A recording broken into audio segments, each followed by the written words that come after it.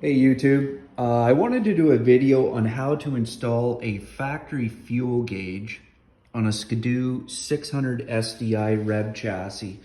The reason why I'm taking this video is because when I went to install my own, I could not find any information at all online.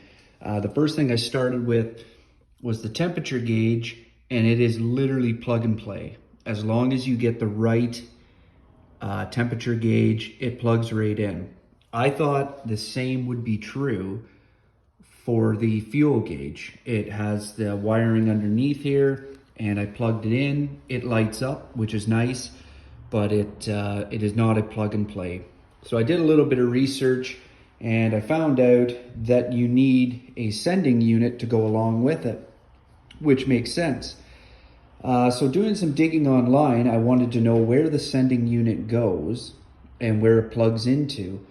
From what research I could find on Do Talk online, it was that the sending unit actually goes right here.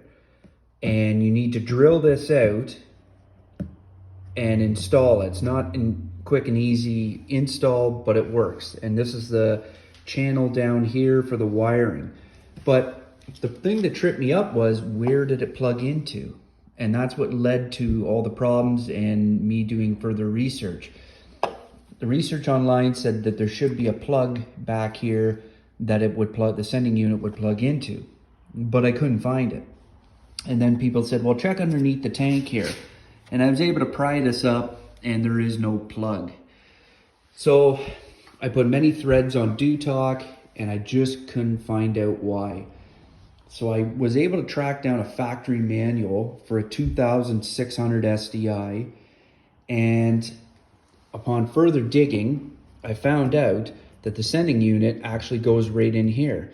Now you might be thinking to yourself, well, no kidding, duh, you got the fuel pump in here. But I had previously taken this out because there was a service bulletin for 2004 model years that the rear pickup on the fuel pump could either be too long or installed backwards. So I had previously, before this, had taken this off, taken out to check that the rear pickup was installed correctly, and that it wasn't too long. And when I did that, I had taken pictures of it. So I went back and I took a look at those photos, and I could not see a plug.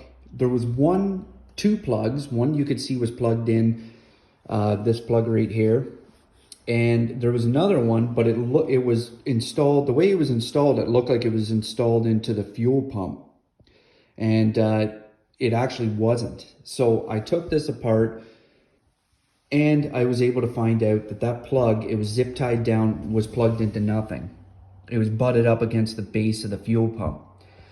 So lo and behold, I was able to track down a sending unit, which was not easy. It was new old stock, and it was so old that the bag was yellow, and I was able to install it. And I was not able to find this out anyway but digging myself, so I wanted to pass this information along. Another thing, if you choose to do this, I would like to show you is that the sending unit is actually not easy to install once you have it attached here. There's a mounting bracket that it mounts to, and then you have to feed it very gingerly without breaking it, because it's only plastic, back into the fuel tank. So my suggestion is you have to get under here and you have to disconnect this electrical connection, which is actually pretty easy. It's just up here. And then you have to disconnect this fuel hose here. Once you can do that, you can come in here and you can manipulate this fuel pump much easier. It's just impossible the other way. And then from there, your factory fuel gauge will work. I obviously have the bubble gauge, but it's not very accurate. So I went for that. It looks great, along with my temperature gauge, matches my speedometer and my tachometer. So it's kind of a nice feature. I just wanted to pass that along to anybody that's curious. You do not use this. I believe these tanks are shared with the 1000 SDI, the Mach Zs. So, yeah, don't worry about this. It's all in here for a 600 SDI.